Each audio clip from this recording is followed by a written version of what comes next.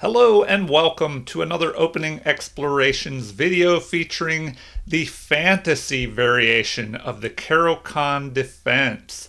So the position on the board is the beginning of the fantasy variation in the Caro-Kann defense. So I will go back to the beginning here so you can see how we arrived at this fantasy variation.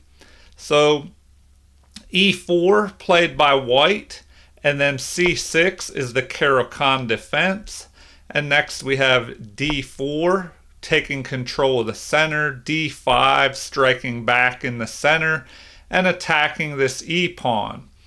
So here we see that the fantasy variation, which is this F3 pawn push to reinforce the center E4 pawn, that is the fifth most played variation. And the number one move, apparently, for now is, well, in this database, is the E5 advanced variation. But 34,000 games were played with the advance, but this fantasy variation of F3 is only played 3,700 times. So this might be a surprise opening if you're a Caro-Kann player and you decide to play the Caro-Kann and you come across this move, the fantasy variation. And if you're not prepared for it, you might think, well, what do I do against this? Well, first, what are the pros and the cons to this fantasy variation? Well, immediately the downside could be that you can no longer bring your knight up to this good F3 square, and then that might make it a little bit harder for you to castle if you want to castle kingside, which that's probably where white will castle because if you're playing this fantasy variation and fortifying your pawns, your central pawns with your flank pawns, C3 may be played to fortify this pawn. But let's see what is usually played. So the downside is that your knight is blocked from going to F3. And also another thing may be if this G1 to A7 diagonal is opened up, in the center, if this center pawn is exchanged, well, you've already pushed this pawn, so if you castle kingside, there might be, some trouble down this diagonal in the future. So that's the downside to playing this fantasy variation. Black may be able to take advantage of this diagonal here, and the knight is not able to go to F3, and it might make it a little bit harder to castle kingside. Now the advantage, or the pro to this opening is that, well, by going to F3 with this pawn, you really fortify this central pawn. So if black were to exchange, which is the second most played move, well, then white would just recapture and keep this valuable and strong central pawn formation. So most often played is E6. So in this position, because this F pawn is pushed forward, black probably does not mind, white does probably not mind if black captures here, and probably wants the position to be a little more open after the trade of these pawns. So E6 is played most often. And then it looks like white's most common response is knight to C3. Here the C3 move, just moving another pawn, is not usually played. So here we reinforce this central pawn, develop a knight, and then bishop to B4 is played. So, maybe that's the one downside. Now, is that the most common move? It looks like knight to F6 can be played, but then you could enter, kind of a French defense advance, and you already have kind of a French defense here although this pawn is on c6 instead of pushing to c5. But a common theme in the Caro-Kann is to push this pawn at some point, the c pawn, and try and attack this d pawn. All right. So bishop to f4 is played most often. Knight to f6 could run into the pawn push, just chasing that knight. So pinning the knight. And now most often played is bishop to f4, ignoring this pin and just developing. And if the knight, if black gives up the bishop pair, white is not too worried about that because he keeps his bishop pair, and he could retake with this pawn, fortifying the central d pawn. But he will be left with an isolated a pawn that could be a long-term weakness. All right, moving on. We have the most played move, bishop to f4, trying to eye this diagonal. Keep an eye on the central e4 square. So from here, once again, the second move is knight to f6, but most often played is knight to e7. Eyeing this pawn here. Also, maybe with threats of knight to g6, perhaps attacking this bishop, although the bishop could just retreat back to g3. All right, well, now we have queen to d3 being played most often. So, what does this move do? It centralizes the queen a little bit more. White is ready to maybe castle queenside. And now if the knight is captured, well, the queen could recapture if you want to avoid doubling pawns, which you probably would do if you're going to castle queenside. So let's see how the game normally continues. Most often played by black is b6. Now this bishop can be activated, and you may have a threat on the queen. So bishop to a6 comes into play, attacking the queen. The queen would have to move, and then the bishops could be exchanged. So now that's usually ignored with knight to e2, and then most often played is that bishop move attacking the queen. The queen just slides over, and now we have castling, and then white does in fact usually castle queenside, and then the game would normally continue with knight to d7 as the second most played move, but most often that thematic c5 pawn push by black. So this is a common move in the Caro-Kann at some point. The c pawn will be at c6 to help fortify the d5 pawn. But now that the e6 pawn is doing that, and the knight and queen are all backing it up, the pawn moves forward here, putting pressure on this e pawn. And if white decides to go ahead and capture that, well, then now this b pawn can capture towards the center and try and strengthen the center. All right, so here most often we have this move, putting the question to the bishop, because the downside to this move may be that the bishop is a little bit trapped in here. So normally the bishop just goes ahead and captures, and then a choice of knight or queen, but it looks like the knight captures a little bit better, and then some exchanges. So capture, capture, and if we look at the position, white already has his pieces developed. His rooks are connected. All he has to do is figure out what he wants to do with this rook on h1. Black still has to develop the other knight and get his other rook centralized. Well, both rooks are kind of sitting on the sidelines. So one example of how this fantasy variation can play out. If you are unfamiliar with this fantasy variation as a Caro-Kann player, it may be worth it to study it a little bit and take a look at it, because you don't want to be caught off guard, caught by surprised by this opening if you're not familiar with it.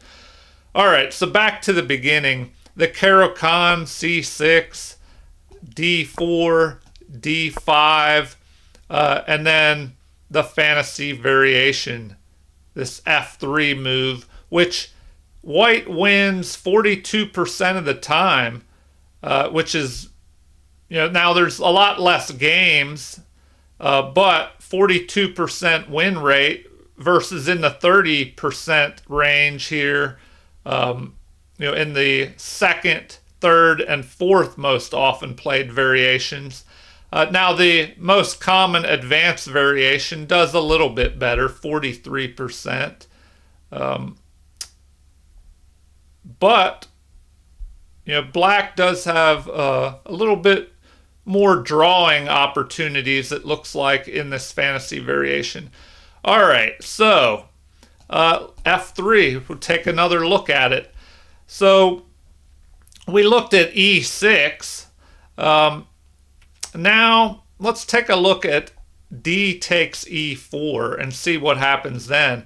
Now, black may not want to play this because white, their win ratio, or win percentage, I should say, jumps up to 53% from 41%. So, I don't know, it's kind of tricky. Black, you probably want to go with the main line here of E6 that we just looked at. But let's take a look at this. And the white players, the people out there playing the white side of this, might want to see why this might be better for them. So capture, and now white, because he pushed that F pawn, this kind of helps white, to keep the strong pawns in the center. And now the knight is free to jump up here to F3. But by far the most often played move now is this, E5. Tempting white to just go ahead and capture and have doubled isolated pawns.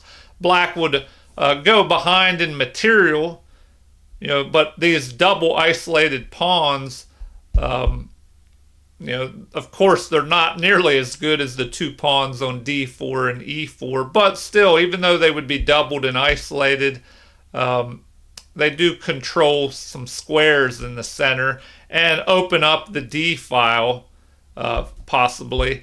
But, then you might have the queens exchange. So I'll look at this D takes E5 move. Well, why not? Why don't we just take a look at that real quick? And, there's only a few games to look at. And it looks like black won after a capture of the queens. But there were two games with queen to H4 check.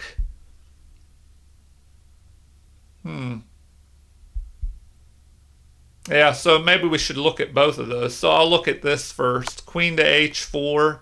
The king, you don't want to go up here with G3, because then the queen can capture your central pawn with check and then pick off your rook. So king to D2 apparently is played most often. And now either queen checks again on F4, or you can just go ahead and take the pawn, and then you're attacking this pawn. So normally we have this move, knight to F3, then what, bishop to F5.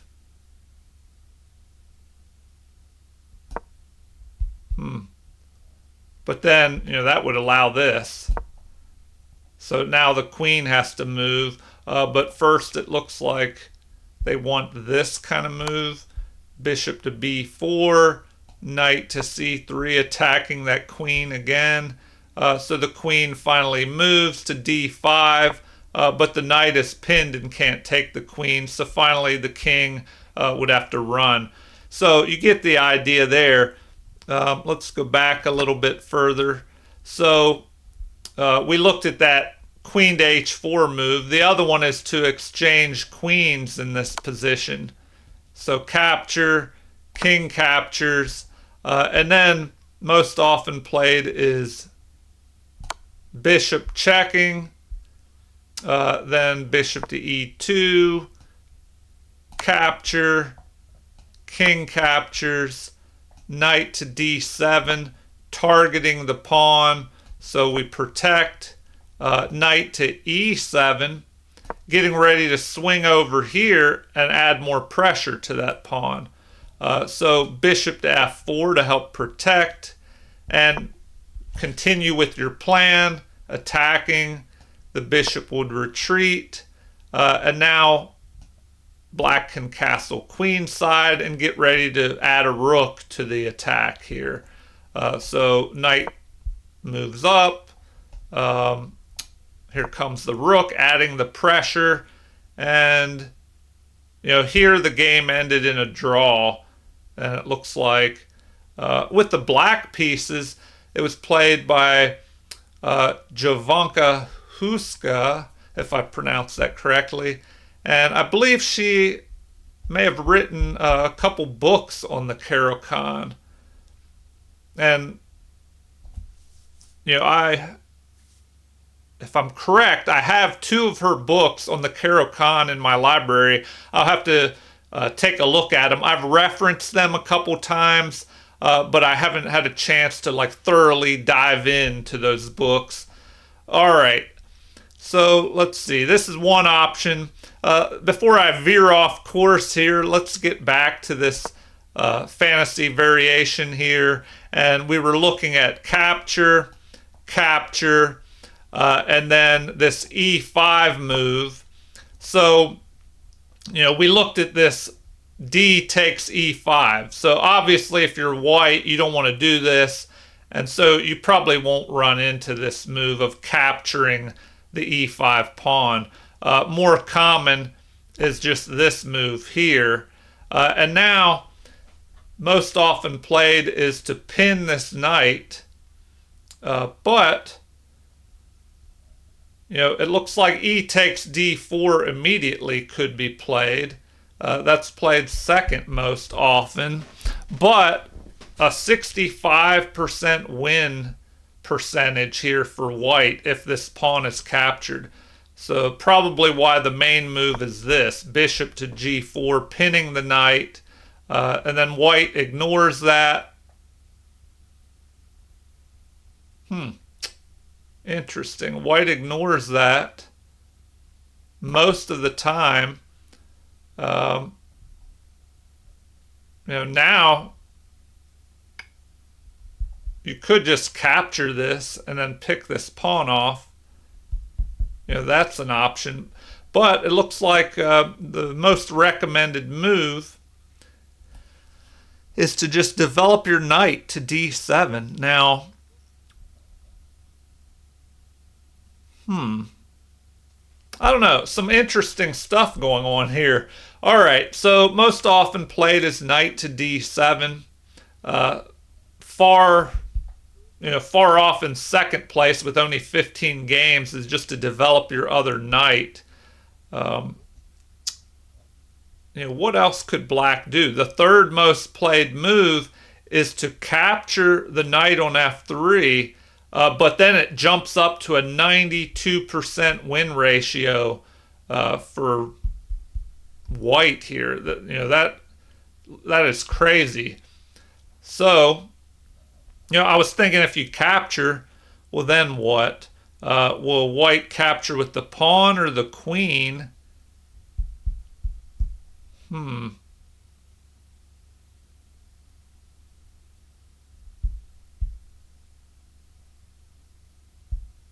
All right, well, I don't know. I'm tempted to dig into that a little bit. Why not? We'll take a look and see what normally happens. So, queen captures. Then they just keep ignoring this pawn here. So knight to f6. but then you have this capture. So I don't know, that doesn't look so good. Queen to a5 check. Knight just blocks. Queen captures. Bishop to f4 attacking the queen.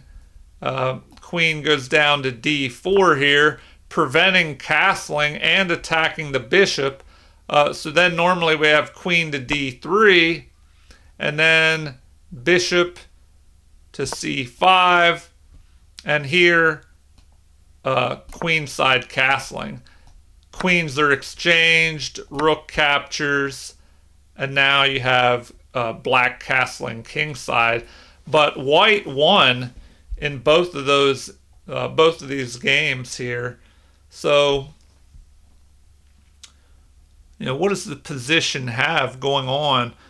I don't know. It looks like white, of course, is developed faster. Black is about to castle, but then white has all these pieces developed in the center, and the other rook is ready to jump in here and take control of the open file. So that's most likely why white went on to win those games. All right, so back to where we were. So back to the beginning here. E5 is what was played. So, white will normally play knight to f3, and then, do not capture the pawn in the center.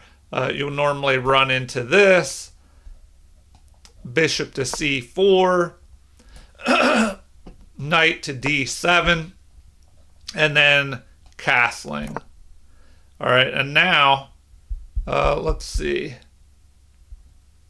Knight to f6. Excuse me. So then we have c3. So that's what I mentioned before. Sometimes in the fantasy variation, when you move your pawn up to f3 to fortify this pawn on e4, sometimes the c3 pawn will also move up to fortify on d4 to help you try and maintain these central pawns. So here, bishop to d6, just developing by both sides. They just continue their development. Black finally castles. The other knight is developed, freeing the queen up from guard duty, although the rook is covering as well now. Queen develops, lining up here, possibly on this pawn. Let's see, queen to e1, just shifting over with ideas of maybe jumping up to the king side and starting an attack. So now we have b5, bishop just retreats, keeping an eye on the center and aiming at the king. Now what? Bishop to h5, just stepping back, in case h3 is played, attacking the bishop. So now queen to h4, jumping up here, lining up on the king side, and perhaps getting ready to push that g pawn at some point. Perhaps if you want to move these pawns up and start an attack. So bishop to g6, rook at a to e1, and I'll mention this again. I've mentioned it in the past. A good way to tell if your opening worked for you and you came out well from the opening into the middle game is if you're able to transition into a middle game where your rooks are placed on good open files, half open files, or you can put them behind pawns that you've pushed forward or plan to push forward. So if your rooks end up on good spots with activity, then the opening has probably worked out well for you. And so black too will move here to e8. Now perhaps they wanted to get this queen rook over here to the center. Even though this one's blocked in, maybe black plans to push this f pawn, and that's why this would be left here. So now we have king to h1, a6 to maybe fortify here, or wait and see what white is doing. And finally, a capture. So knight captures, bishop captures. So breaking up the pawns on the king side. And now the queen is able to capture. But even though it looks like black went on to win here, so the game continued with knight to d3, rook to guard the pawn to over on b1. Bishop attacks the queen. So the queen centralizes, attacking the knight. And now we have an attack on the queen. The queen has to retreat. And c5 is played, getting ready to protect this knight and keep it on this outpost and threaten the bishop as well. So the bishop hurries up, moves forward to protect this pawn and not be trapped in by the pawns if they push forward, which in fact that's what they did in the game. So then knight to d4, grabbing an outpost. Bishop to d6, lining up here. So g3 is played. Bishop to c5, pinning the knight to the queen. So here, rook to f6 was played. But you get the idea. White seems to have maybe a little bit more going on. I don't know. It's an interesting game. So queen to e5, attacking the rook. And here the recommendation is for the other rook. Well, this is what was played in the game. We had this right here. So now rook captures. Oh, yeah, that's interesting. All right, then. Oh, man. Yeah, this game just goes kind of crazy here. So we have that. Bishop captures. The queen move. This game just went nuts here. That's as far as I'm going to go because we have to look at the opening instead of turning this into some other crazy drawn out gameplay here. All right, back to the fantasy variation. That was just such an interesting game going on there, and it went all wild and crazy where anything could happen. Okay, I would say in this fantasy variation that white would be happy to open things up and let things get more aggressive, and usually Caro-Kann players want to keep the position a little more solid, maybe closed, and not go into wild open attacking games. So probably e6, what we looked at first is a little bit better than capturing here. Capturing on e4 kind of just helps white by pulling their pawn towards the center, keeping the strong central pawn formation, and then letting the knight be able to jump up here to f3 because right now it's blocked by its own pawn. So what is played third most often? g6, it looks like. So we could take a quick look at that.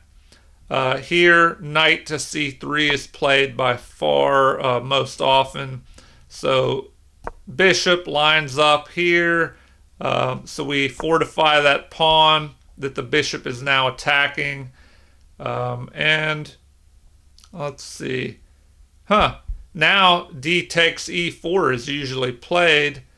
But queen to b6 can also be played. Putting pressure on this pawn. But of course, you could either move the knight and let's see if that would even work. Yeah, you could move the knight, attacking the queen, or you could just swing a rook over. That's if black plays queen to b6. But let's look at the main moves, the moves that are played most often. And once again, you might want to look at queen to b6 if you're black, because capturing in the center, it jumps up to 38% win ratio or win percentage for white versus only 30 if you play queen to b6. So I'll look at queen to b6 real quick here. Recommendation here is just to play d2 instead of guarding the pawn. And that knight to a4 move is only the fourth most played move. And white's win percentage drops way down on that. All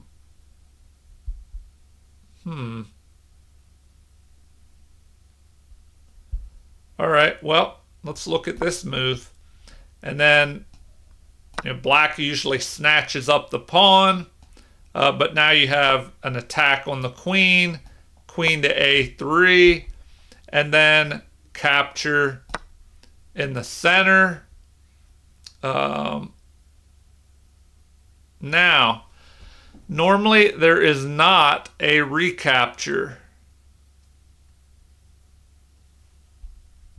So normally not a recapture. That must just be too dangerous for black. So knight to f6 is played most often. So let's see what happens if you would go ahead and capture this.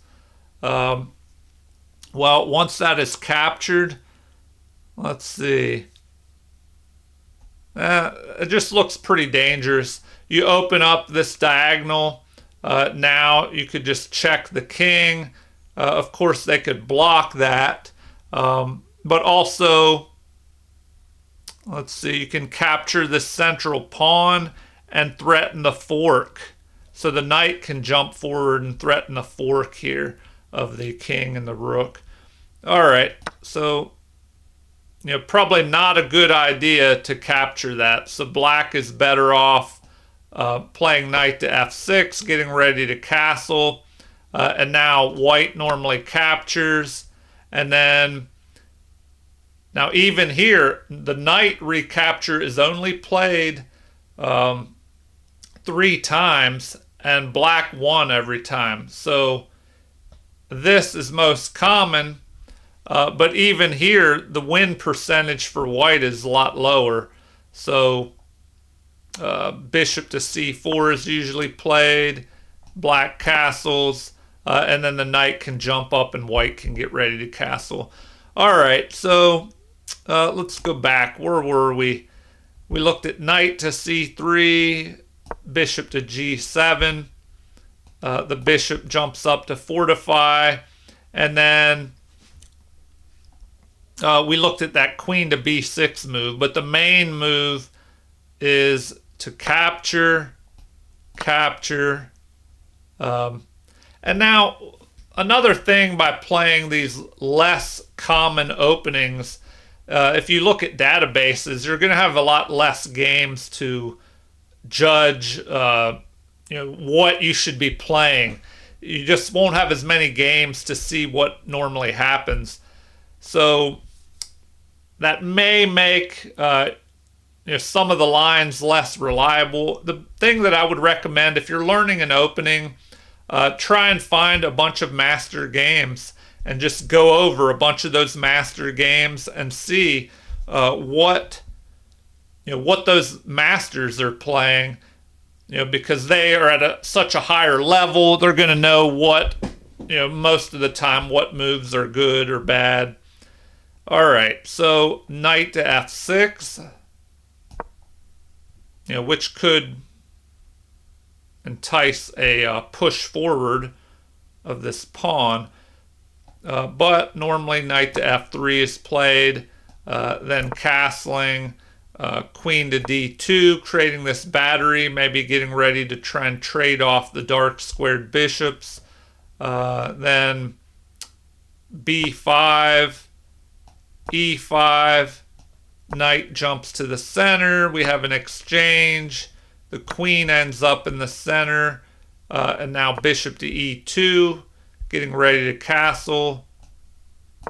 bishop develops, castling, and we're down to just one game here. So knight develops, then h3, putting the question to this bishop. So the bishop just retreats back, covering the center a little bit, targeting this pawn. So c3 is played to fortify. So once again, that c3 move played by white. Knight repositions here to get ready to jump into the center perhaps. b3 to keep that knight out. And then the rooks develop. So rook develops, and before white improves this rook here on a1, he goes ahead, and this is a common theme when there's a fianchettoed position. You can try and create a queen and bishop battery and trade off this dark squared bishop.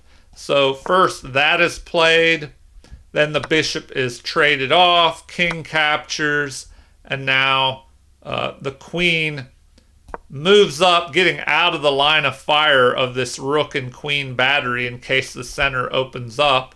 But now queen to e4. So trade, and rook at f to e1. So interesting move there. Just lining up on the bishop. So I guess we could play this out a little bit further. The bishop retreats back.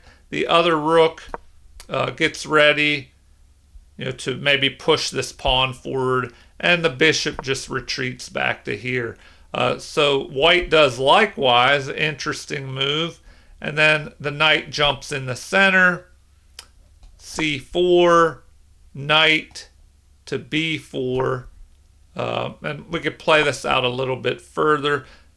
Let's see, the knight is forced back, capture, capture. Now there's an open file for the rook here, and the bishop captures. All right, there you have it, another game example. So let's do a quick recap on this fantasy variation in the Caro-Kann defense before I wrap this video up. So e4, c6, the Caro-Kann defense. So most often played is this, d4, so then black responds in the center as well. And the the fifth most played move is the fantasy variation in the Caro-Kann defense with f3. So here it looks like e6 is played most often. And for the black players, if you're playing the Caro-Kann defense with the black pieces, I would say probably go with this most played move, and try and keep the position more closed as opposed to opening things up, because white probably does not mind at all if you capture, playing the second most played move. If you capture, because then he'll just recapture and have the perfect pawn center, and then his knight can just develop more easily. So e6 is probably a better move, and that's why it's played most often. We looked a little bit at g6. I guess, I don't know, I could look at queen to b6 as well, but the next move, e5, they probably would have played an advanced variation earlier in the game if they were going to do that to begin with.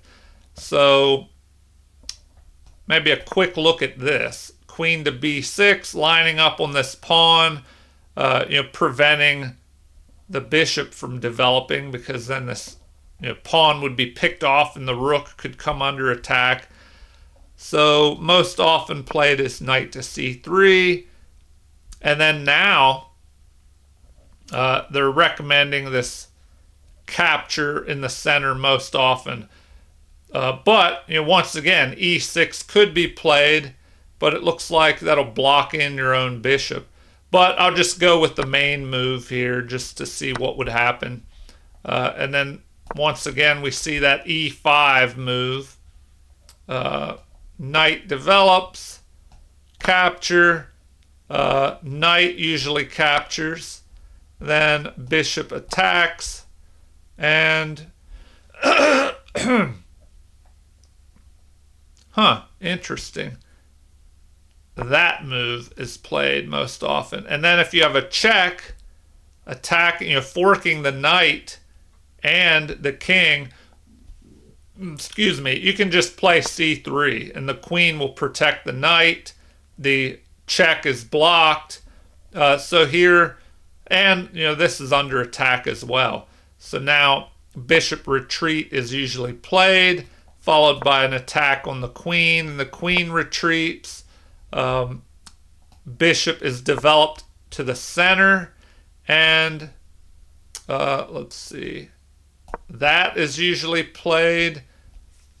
Interesting. So if that is played, you probably, oh, that's a little dangerous, huh? So yeah, black might have a little attack going here, where you play g3, you could sacrifice your bishop for these two pawns with a check, and then where does the king go? You have to watch out. If you try and start running, the queen could check you and pick off. Well, no, the rook can't be picked off. It'll be protected by the queen. But it is getting a little dangerous there. Something you might want to look at, if you're trying to figure out what lines to play. I'm not going to go over it here.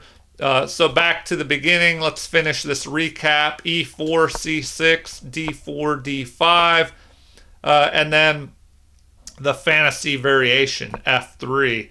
And we saw that e6 was the most played move, followed by d takes e4, g6, queen to b6.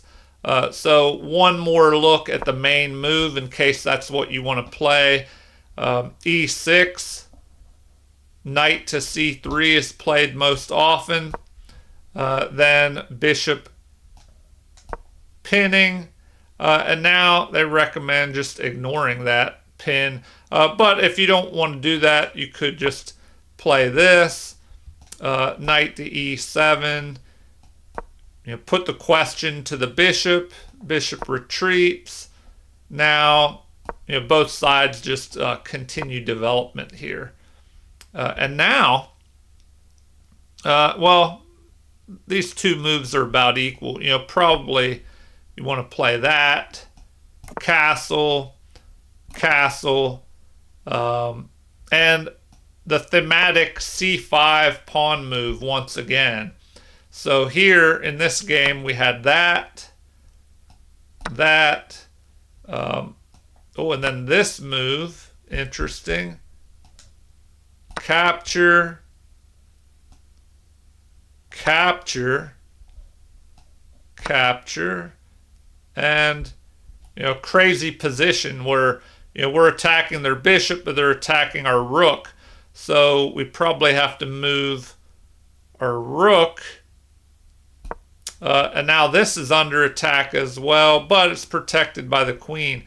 So, they could go ahead and capture that, but then we'll capture this. So there you go. Another example of how things could play out. This bishop could retreat and check the king. Is that doing much? Okay. Well, I hope you enjoyed some little bit of exploration there on the fantasy variation in the Caro-Kann defense. So please like and subscribe if you haven't already. Feel free to leave any comments that you would like. Thank you for watching and have a super chess day.